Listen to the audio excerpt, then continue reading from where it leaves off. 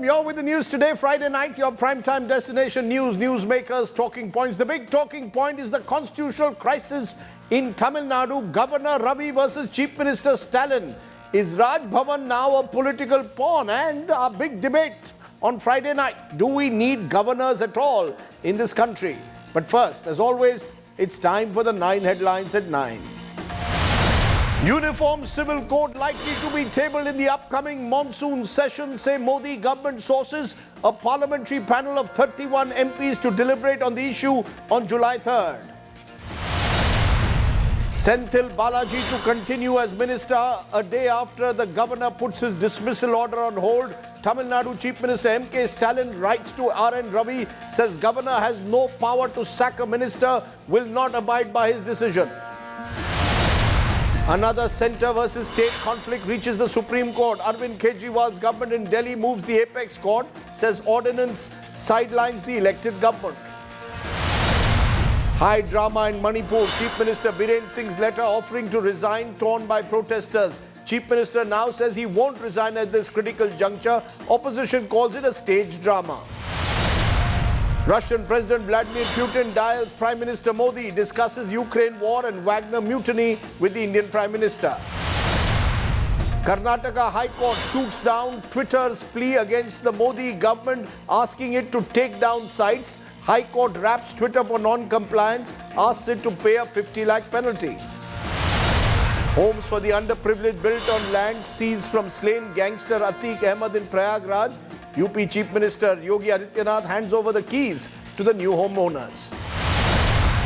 In a bid to reduce skyrocketing pulse prices, Centre to import 12 lakh tons of pulses, says surging tomato prices are seasonal, will come down soon. And unrest grips France for a third straight day. Massive protests, arson, violence, looting in Paris over the police shooting of a teen boy.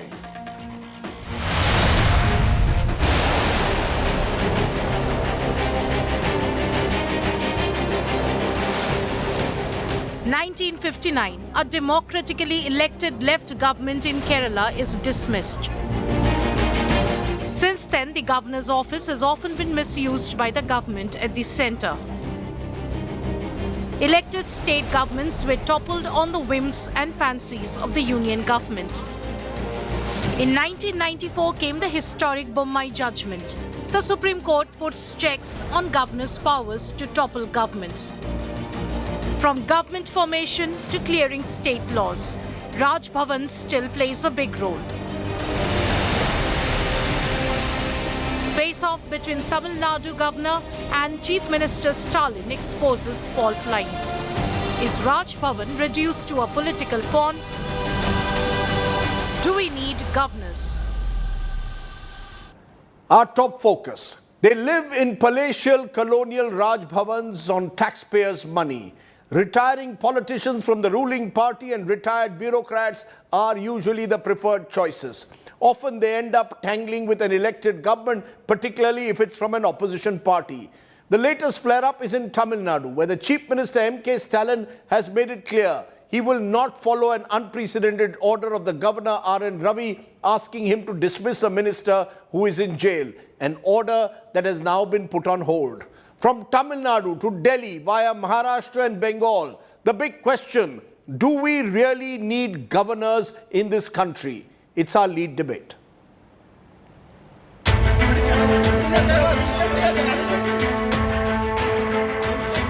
It's non-stop twists and turns in the Tamil Nadu government versus governor fight.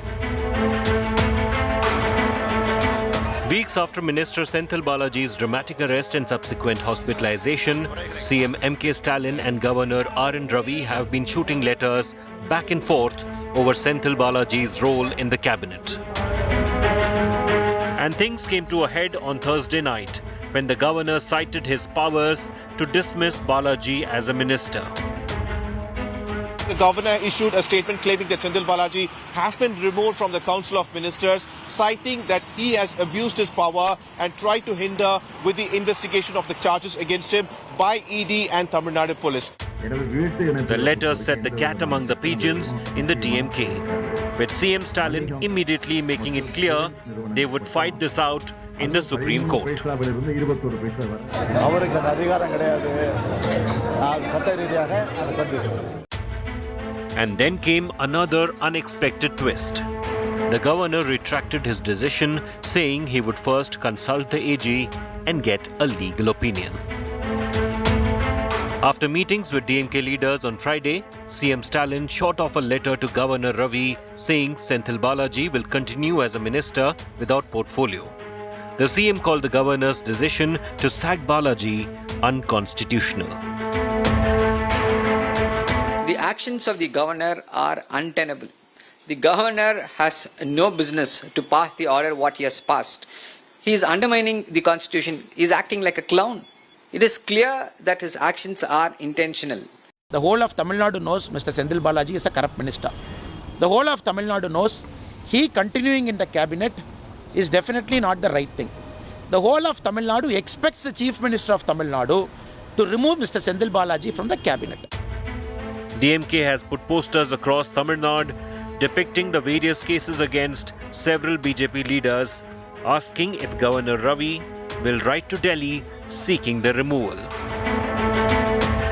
With politics peaking, there's a raging debate on the governor's move.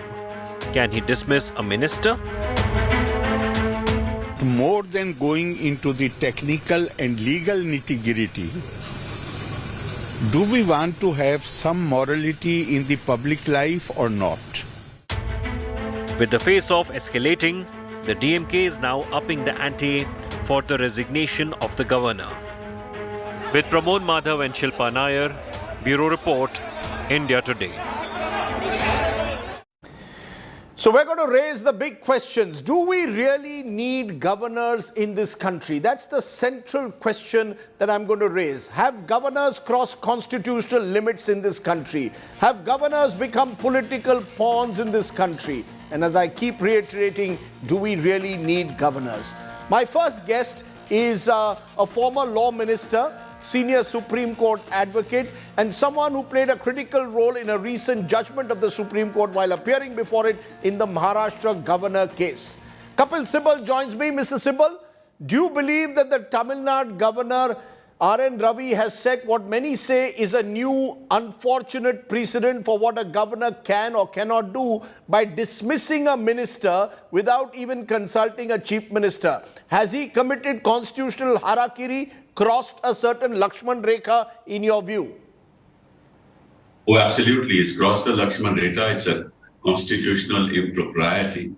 And forget about the Maharashtra case. That's a recent decision in particular circumstances. But the constitutional role of the governor was discussed in the famous Andhra Pradesh judgment. If you remember when there was the, not Arunachal Pradesh judgment, when there was the Arunachal Pradesh crisis. And the Supreme Court, through a constitutional bench, said that by and large, there are only 3 discretionary powers of the governor. Number 1, the governor can advise the president to impose president's rule in the state. Number 2, at the time of the formation of the government, the governor has the discretion to call upon the leader of the largest party or the largest alliance. And number 3, if a bill is sent to the governor for its passage in the assembly, the governor has the discretion to reserve the bill, send it back to the assembly, or send it to the president of India for the comments of the union government. These are the 3 areas in which the governor has discretion. Article 74 of the Constitution says that the governor shall act in accordance with the aid and advice of the Council of Ministers. Yes. Right. So obviously, the governor, Mr. Ravi, has become the Council of Ministers himself and is advising himself to do what he wants. Mr. Sibal, the Constitution does say the governor shall act on the aid and advice of the Council of Ministers, but Article 164 of the Constitution, Mr. Sibal, also says that a minister shall be at the pleasure of the governor. And that has been used in a way, some suggest, by the governor in Tamil Nadu to say, look, here is a minister who's been arrested, who faces severe charges in jail, who still continues as a minister. Therefore, keeping in mind constitutional morality, I am withdrawing my pleasure. Is that not a fair argument? 2 things. One, that has been decided by Shamsher Singh way back. by the Supreme Court itself, saying this particular Article 164(1), discretion of the governor means on the aid and advice, pleasure of the governor means on the aid and advice of the Council of Ministers. So that controversy is settled. As far as you talking about whether the minister should resign or not, I just wonder in the last 9 years which BJP minister has ever resigned, and I'd want to know why the governor, why the Chief Minister of Manipur has not resigned. I mean, there you have proof of the fact as to what has happened in the state. And lots of people, over 100 people, more than 100 people, many more than 100 people have lost their lives. And yet the governor says he will not resign. And I think even in this particular case, the governor has had second thoughts because he has now put this order in abeyance. So in your view, should the governor in Tamil Nadu, for example, have consulted the chief minister and then removed the minister? Can he do that? Who has the final word? Are we to treat it as consultation or concurrence, or do you believe the governor has absolutely no role to play, is merely a figurehead? He can, neither consultation nor concurrence. He can only write a letter to the chief minister that this is what he has found and have a conversation with him. It's for the chief minister to decide who should be in his cabinet and who should not be. But, Mr. Sibal, let's look at the evolution of the governor's role. In Indira Gandhi's time, they were accused of dismissing elected state governments. Now they are being accused of using Raj Bhavan to play another kind of partisan politics.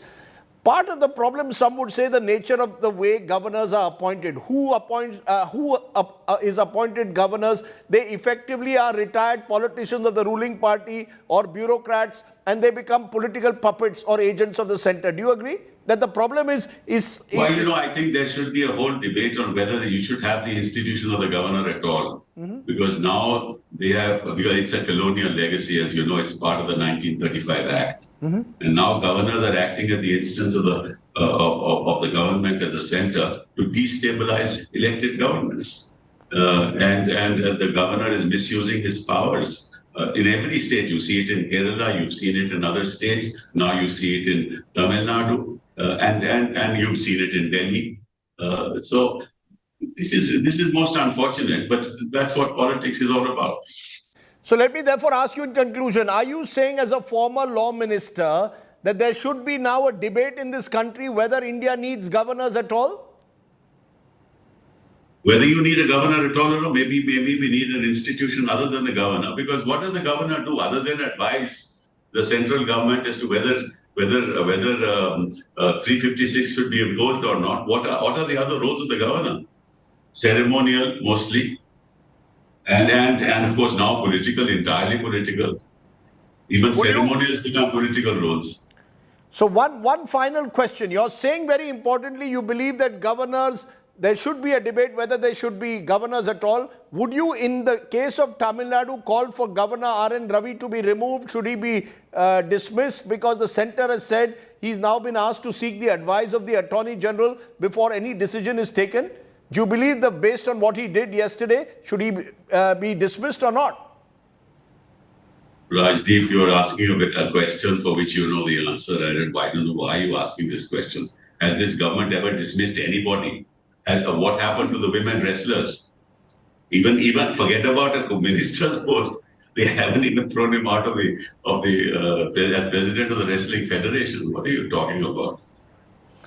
Let's leave it there, Mr. Sibal. I think you've said enough to virtually suggest that the governor now should look at his own conscience. Did he do the right thing when he called for a dismissal of a minister without even consulting the chief minister? I appreciate your joining us, Mr. Sibal. He's triggered off a debate. Former law minister saying, do we really need governors? And I'm going to raise that tonight because joining me now is Sarvananan, the DMK spokesperson, Sriram Panchu, Senior Advocate, Madras High Court, Sanjay Hegde, Senior Advocate at the Supreme Court, Narayanan Tirupati, State Vice President, BJP Tamil Nadu, and Kiran Bedi, former Puducherry LG, who we spoke to a little while earlier. So, all bases covered. Let's turn to each of our guests. Let's turn to you, Kiran Bedi, because you were Governor of Puducherry. Governor RN Ravi first dismissed Senthil Balaji, then takes it back. While citing the sacking, says there was a central agency probe against the minister. can a governor take such a moral stand when legally he doesn't have the powers? Do you believe that the governor did the right thing? I think he's exercised an ethical and moral prerogative. Now, whether it is legal or not, let the legal pundits debate it.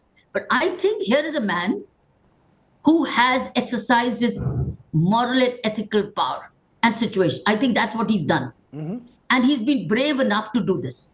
He's been brave. Instead of asking what has compelled the governor to do this, we are asking why has he done it? He was bound by the aid and advice. Why has he done it? I'm asking you, under what circumstances has he done it? Why is the Indian Constitution giving a different set of standards for an elected representative? And why is the Indian Constitution? And why haven't we questioned it? We don't have an independent, you might just say, what can we do? I think this country needs an independent ombudsman, because the political parties themselves don't have ombudsman in their own systems. If they had ombudsman, then why would they at least not have suspended him? Why could they not even have suspended him when he is being taken to task by the enforcement director and they have evidence against him?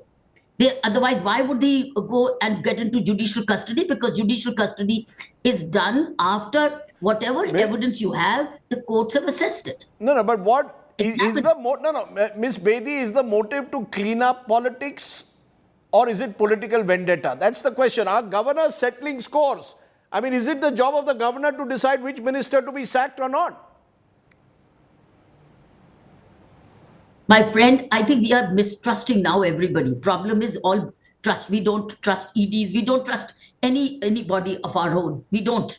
But the question is, why should they be? They're both in public service, elected representative and an appointed person, both. But if the criminality, same kind of corruption allegations are against a public servant, he would have been suspended by now.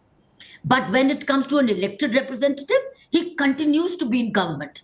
And the chief minister does not dismiss him. The party does not disown him.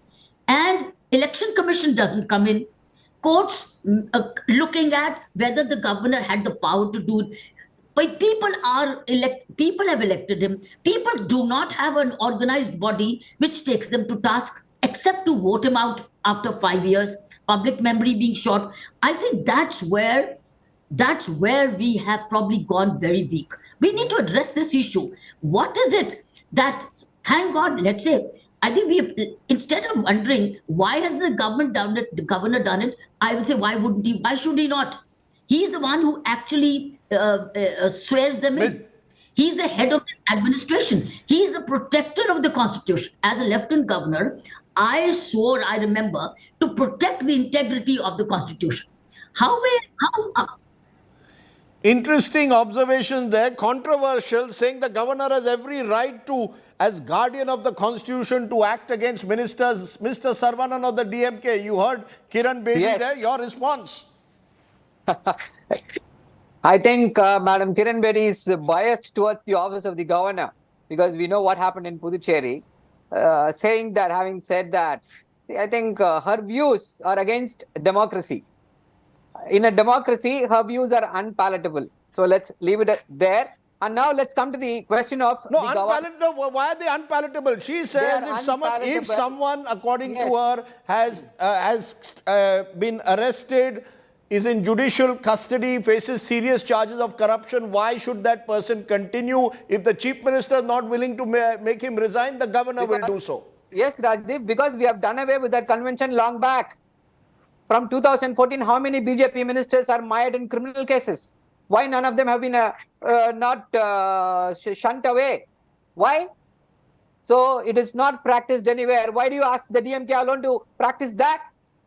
So you're saying we are now in a world where ministers can function out of jails, that you can remain a minister without portfolio while in jail? Rajdeep, he's not functioning. He's a minister without portfolio. See, for that, we'll have to go to the situation where why the ED has arrested him after 10 long years. Why ED alone? Now, the madam is asking, why don't you trust the ED? Will any sane man in our country trust the ED? Looking at their track record, how many opposition politicians they have hounded, They will leave the likes of Hemant Bishwa, Suvendu Adhikari, Mukul Roy, everybody else. We had a minister MLA from Maharashtra saying, I'm having a good sleep at night. Why? Because I've joined BJP. I will not fear the ED. Mr. Saravanan, your same party said that Senthil Balaji was corrupt when he was on the other side. That's the problem. When Senthil Balaji was in the AIDMK, you said he's corrupt. He should be sacked. Yes, Rajdeep, I'll come to that. Just before that, I also want to bring in a point. The governor from the state of Tamil Nadu, Mr. Ravi, is projected as though he is a corruption crusader. That is not the truth. He is holding the files of all the ADMK ministers who are charged with corruption. He is not giving sanction to them. Is this how a corruption crusader acts? So why is he selectively attacking the DMK? Why is he wearing this mask of crusader of corruption against the DMK alone? If he thinks that he has the power, he should have carried on. Why is he listening to the Home Balaji, Minister? according to you, someone worthy of remaining a minister, given that you all ran a campaign against him in a cash for job scam? Yes or no? Now he has been arrested. The only reason why you are asking him to be sacked is that because he is in judicial custody. This judicial custody is out of political vendetta of the BJP. The ED is trying to run him ground. Now they were unsuccessful in the court. That is why they are using the office of the governor. This governor is a charlatan.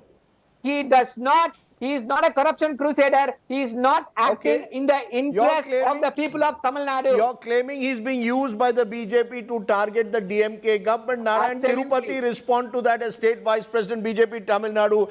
The BJP is using the governor's office to settle political scores. That is not the job of the Raj Bhavan.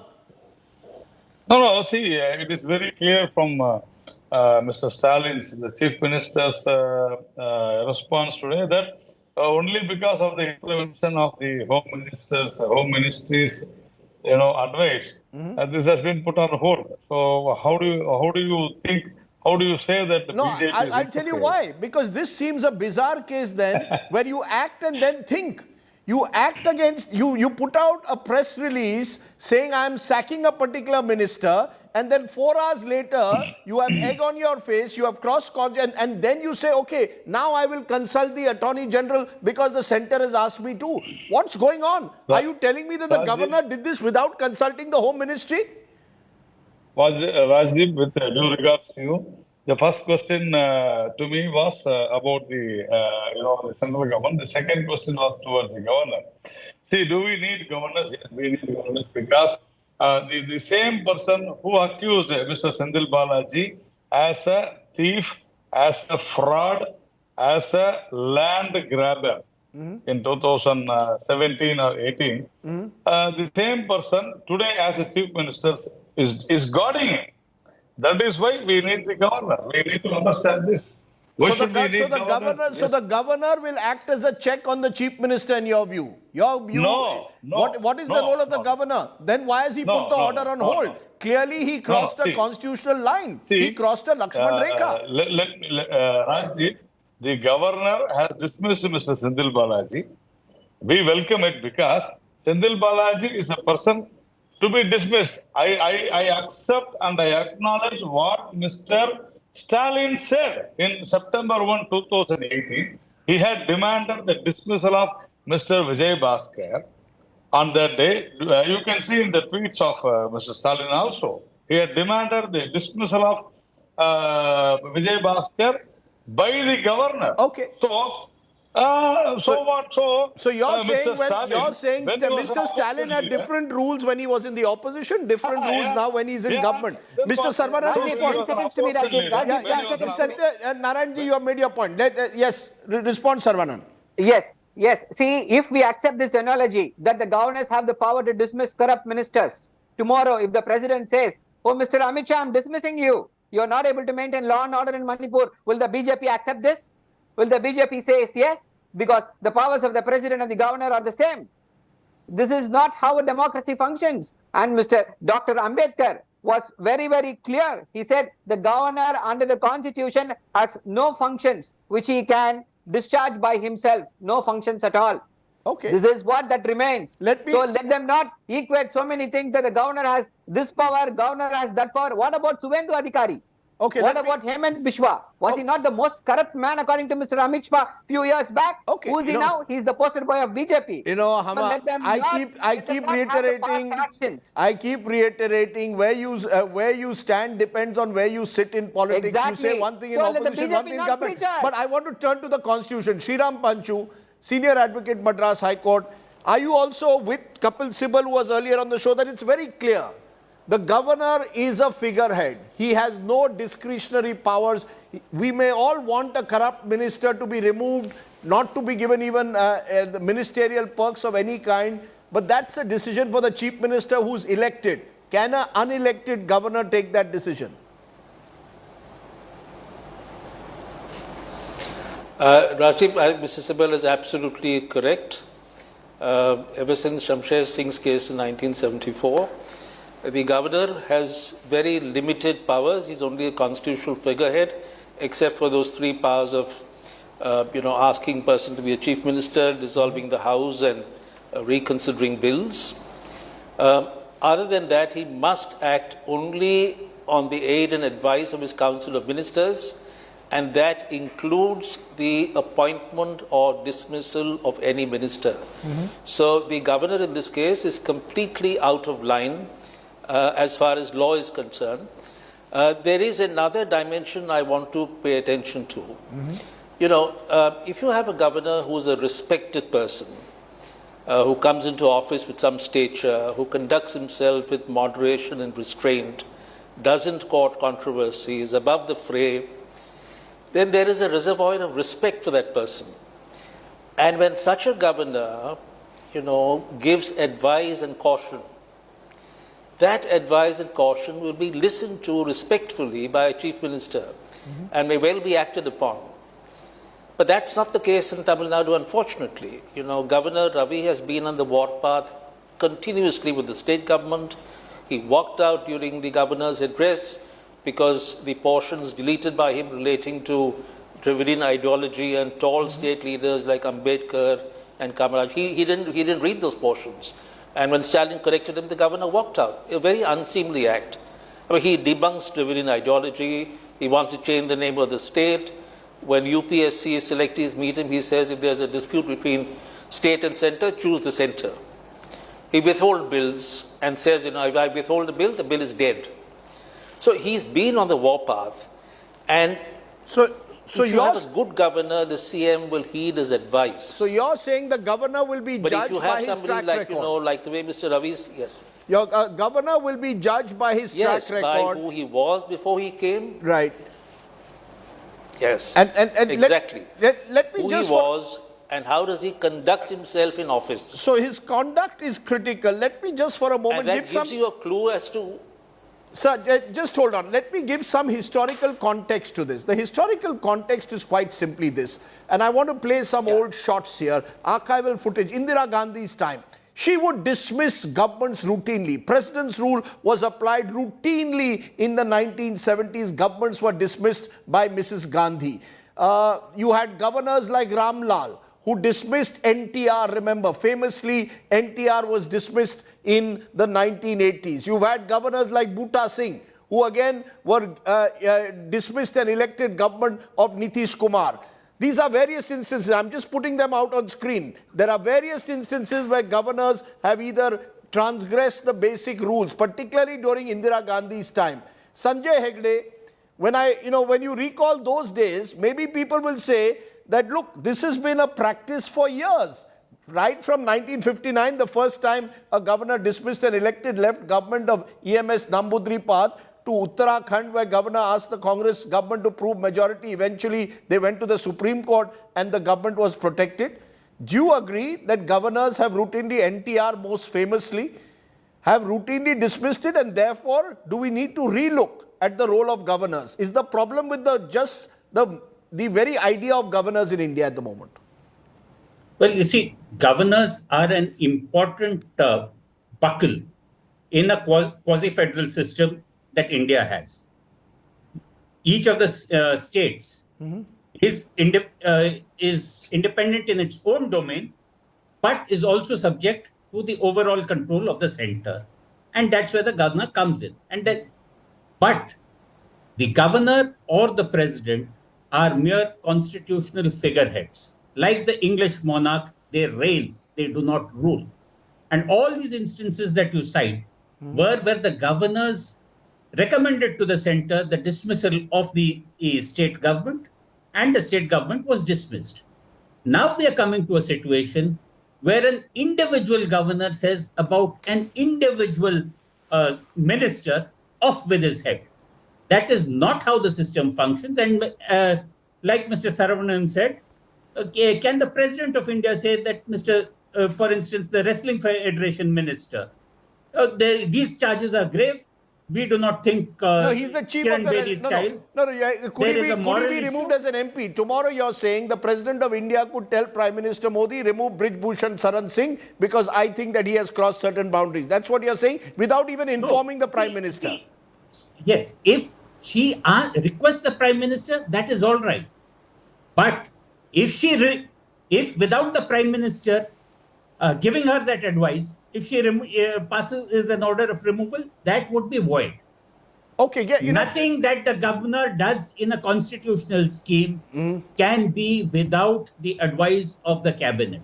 Is part of the problem, Sriram Panchu, you mentioned the conduct of governors, is it because essentially they are political appointments and therefore they actually act at pleasure of whoever is the ruling party? I mentioned Indira Gandhi's time and I mentioned today's time. They act at the behest of the political party. Therefore, I ask you, do we really need these governors? Do we really need governors who, live in these large Raj Bhavans at taxpayers' expense? Rajdeep, it's there is no doubt that there are some functions that governors can play usefully, both ceremonial as well as constitutional to a limited extent. But the key question, as you're putting it, is who do we appoint as governors? Because that is determinative. Are we appointing respected, esteemed public figures? Or it's just politicians put out to graze, or a bureaucrat or a police officer who's done you a favor and you want to repay the favor? It all boils down to that. What is the quality of the individual we're appointing? You take a governor like Gopal Krishna Gandhi, you take a governor like T.N. Chaturvedi. They came from the service, but they're such excellent governors. And on the other hand, you have people who obviously do not measure up to office. So I think we need to look at how do we appoint these governors, what criteria, what Mr. RN Ravi was a distinguished, what methodology. Mr. Panchu, Mr. RN Ravi was a distinguished IPS officer, as is Kiran Bedi. Are we saying that, how do we decide men and women of stature who should be appointed governors? Yeah, so I He don't had want both to his options. He had 3 options. No. He could have referred the matter to the Honorable President of India. Ma'am, 1 minute. Yes, Mr. Panchu. Yes, but so I'm making a general point that, and this is not about any particular individual, but generally I think the quality of governors in India leaves a lot to be desired. And we need to seriously look at that if we are going to retain that office. Sanjay Hegde, you put up your hand. Who should be a governor? Who, according to you, is an ideal governor? Sorry, Rajdeep, I've missed that question. The internet dropped for a minute. No, you wanted to respond to what Panchu said. Yes. Who should be an ideal governor? An ideal governor should be somebody who is steeped in the constitution, who also will be friend, philosopher and guide to whoever is the government of that state, who does not have a personal axe to grind and who is not particularly beholden to people who appointed him. My suggestion was that, create a panel of people who are likely to be, who could be appointed as governors, and let the chief minister of the day choose. Let the chief minister of the day. The chief minister will choose someone who is politically close to him. That's the problem. No. Take academics. We almost had a dancer, Rukmani Devi Arundel, as president of India. Right. The point is that you have treated the governor's office as a sinecure for retired politicians or retired bureaucrats or sometimes retired judges.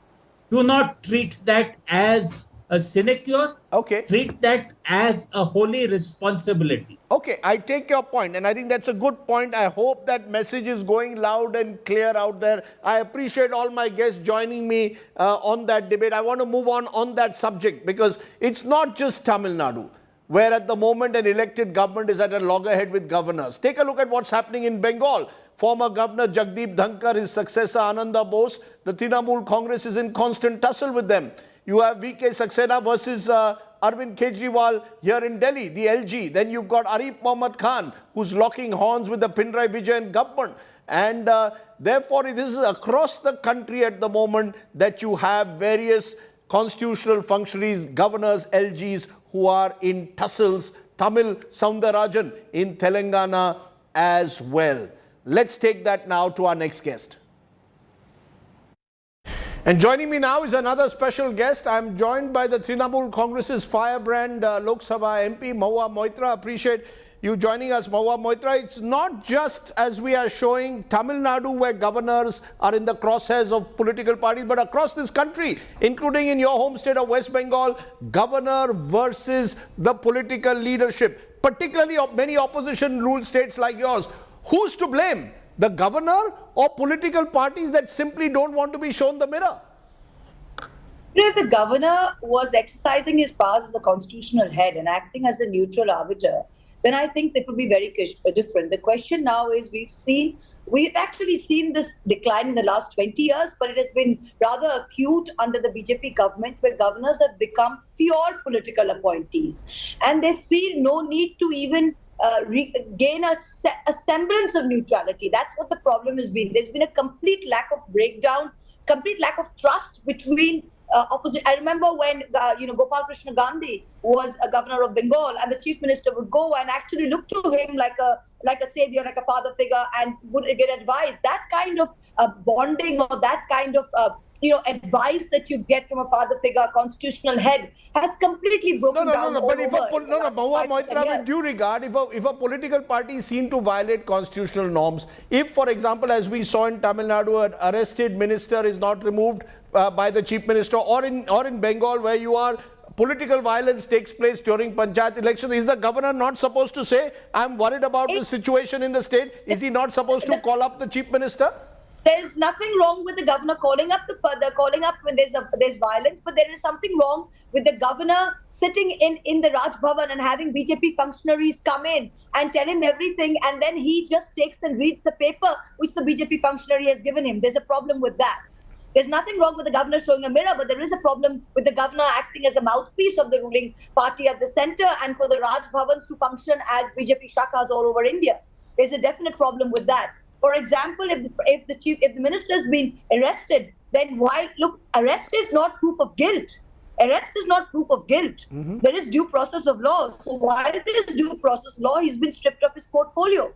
I'm sure Mr. Stalin and the DMK have been in power long enough to know what due process of law is. So where does, is it that there are some, but tell me, Mahua Moitra, Naveen Patnaik doesn't seem to have a problem with his governor. We never hear of it. At least Jagan Mohan Reddy doesn't seem to have a problem. It only seems to be states, where chief ministers are in direct confrontation with the center.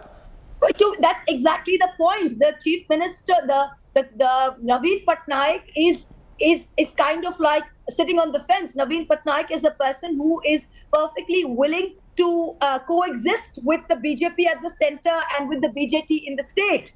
The same with Jagan Reddy. He is perfectly willing to coexist with the YSR in the state and the BJP for any other chief minister and any other opposition party who doesn't accept this balance, who is fighting the BJP tooth and nail. The governor becomes a tool in the hands of the BJP to say tight karo. Governor, isko bethao wahan pe tight karo. That's exactly what the BJP is doing, and that's what. When I interviewed the Bengal governor last week, he said it's not about tight karo. I am ensuring that I want a violence-free election. It's my role as governor to be the guardian of the constitution. There's nothing wrong with that. We've not had a problem with that. There's nothing wrong with. But the violence has to be, you can't get only one-sided views of the violence. Like if you think of our last governor who went on to become vice president in the 2021 elections, you would think Bengal was like the seat of carnage. it was like the rape capital, the murder capital. Well, what happened in the last 2 years? How many cases have come to court? How many cases of rape and murder have the BJP actually been able to prove after 2021? If you were to hear the then governor, you would think that all the Trinamool Congress were doing was raping and burning people day and night.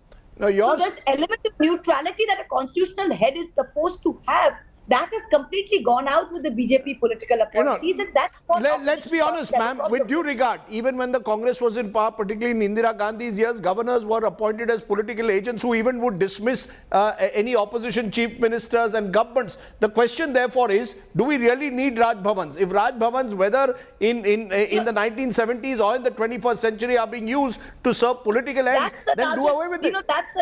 Rajdeep, that's actually a question that this country and Parliament need to sit down and do. Our Constitution allows for it. I mean, do we need a president? When we read the President's address, we debate the President's address in Parliament, but does the President really write that address? That address is given as a President's address or a Governor's address is given by the ruling party to the President or to the Governor, who basically reads it out. So, I think that's a much wider debate. The time has come for this country to actually sit down and have that debate. So I agree with you. So you're saying you're in favor of a wider debate on the entire relevance of governors, because governors were appointed to ensure that they were effectively ensuring some kind of a compact between centre and state. You're saying that's broken down? That's complete. And now, in fact, federalism is broken down because of the presence of a governor, rather than the other way around. I think governors were there as sort of a binding factor between the centre and the state, and to help the two work together in the spirit of federalism. What's happened now is that the governor has become a tool for the centre to sit and make life miserable for elected governments in opposition-ruled states. Okay. And that is something that needs to be dealt with I think in the wider spirit of debate. Okay, let me leave it there, Mahua Moitra. I appreciate your joining us, because this debate really needs to be taken forward. Do we really need governors at the moment in the country? Thanks very much for joining us. That was the big governor debate. Do we really need these opulent Raj Bhavans if the people who reside in them are only going to become political pawns? Something to ponder upon. Let's take a break. When we return, we'll turn to another state caught up in politics. A chief minister resigns. His letter is then torn by protesters, and now he says he won't resign. Has N. Biren Singh stage managed a resignation drama? That's on the other side.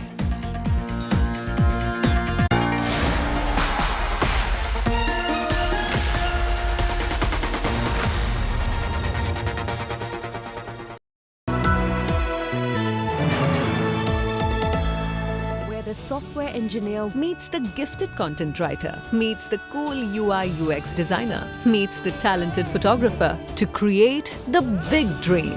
The world comes together at Sharda University. So where are you? The India Today Group is pleased to announce the launch of a brand new online portal for our Best Colleges survey, featuring 6 years of ranking data as well as a wealth of granular information on thousands of institutes of higher learning. Our interactive portal offers easy access, analysis and guidance to our Best Colleges of India survey results for over 2,000 colleges across 14 streams. We invite everyone to visit our site, bestcolleges.indiatoday.in, and we wish aspiring students all the very best.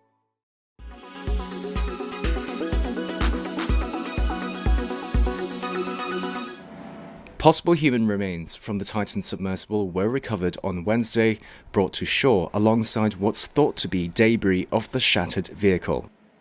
Video shows what appeared to be the nose of the submersible and other fragments wrapped in white tarp, winched from a ship and unloaded at St. John's Port in Canada's Newfoundland. The fragments may shed more light on what caused the catastrophic implosion of the sub, which was descending to the century-old wreck of the Titanic earlier this month. Among the dead on board was Stockton Rush, CEO of OceanGate Expeditions, which operated the sub. Also killed were British billionaire Hamish Harding, Pakistani-born businessman Shahzada Dawood and his son, and French oceanographer Paul-Henri Nargeolet. The US Coast Guard said in a statement medical professionals will conduct a formal analysis on the presumed human remains. Experts had raised safety concerns about the Titan sub and questioned OceanGate's decision not to pursue recognized certification processes for the sub's design, fabrication and testing. The accident has also raised questions about the unregulated nature of such expeditions. The debris field of the doomed vessel was found last Thursday near the wreckage of the Titanic, 13,000 feet deep in the North Atlantic Ocean.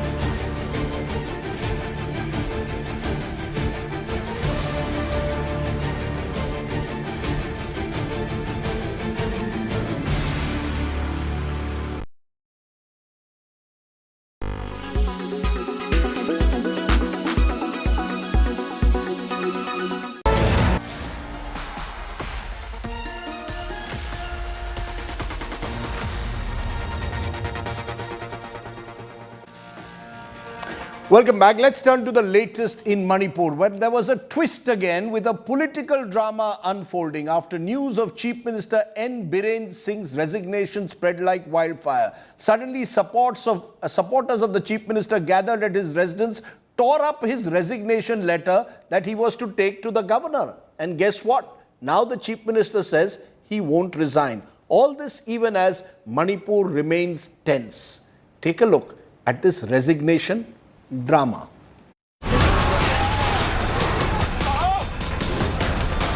Manipur, ravaged by 2 months of violence, saw high drama on Friday. The day started with reports that Chief Minister Biren Singh had sought an appointment with the governor, setting off speculation that he is set to step down. As news spread, supporters of Biren Singh flocked to the Chief Minister's residence. As the Manipur minister started reading out the resignation letter of the Chief Minister to the crowds, a woman supporter snatched the resignation and tore it down. Later clearing the air, the Chief Minister took to Twitter to say he will not resign from Chief Minister's post. Meanwhile, Rahul Gandhi, who is on a 2-day visit to Manipur, met Governor Anusuya at the Raj Bhavan in Imphal. Earlier, he visited relief camps in Moirang town and met victims and families affected by the clashes. I would appeal to everybody in Manipur that we need peace. Peace is the most important thing. And my strong appeal to everybody that violence will not get anything for anybody. Peace is the way forward, and everybody should now talk about peace and start moving towards peace. With more than 100 killed, 400 wounded and thousands displaced, the situation continues to remain grim in Manipur. With Mausami Singh in Imphal, Bureau Report, India Today. This must be a new first. A resignation is torn by protesters and the Chief Minister suddenly says, I am not resigning. Should have gone with the resignation letter to the governor. That's another story. Let's turn to today's good news. Today's story, it comes from Lucknow, where artificial intelligence is transforming medicine. The ortho robo that's completely AI driven.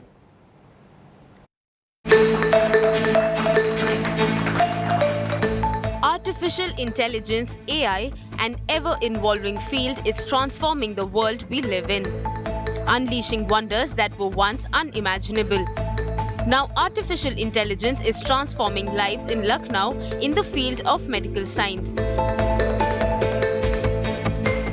This is an ortho robo performing a knee replacement surgery, all made possible courtesy AI.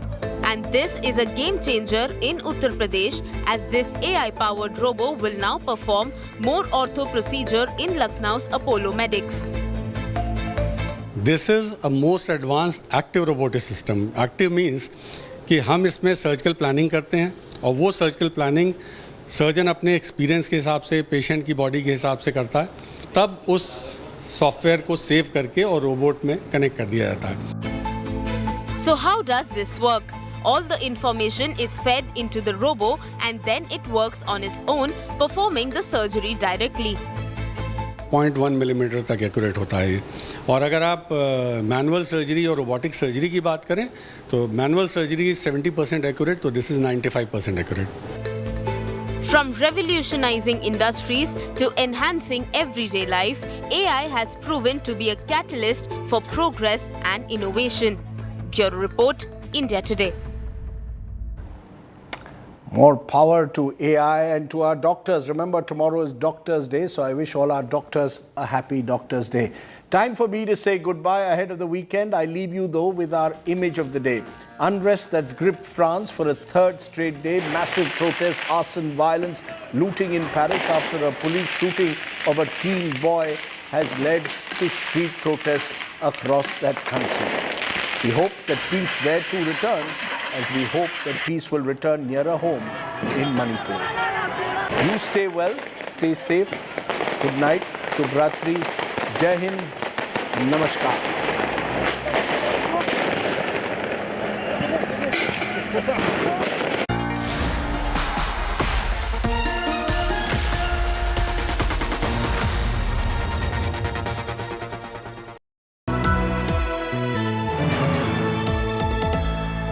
The software engineer meets the gifted content writer, meets the cool UI UX designer, meets the talented photographer to create the big dream. The world comes together at Sharda University. So where are you?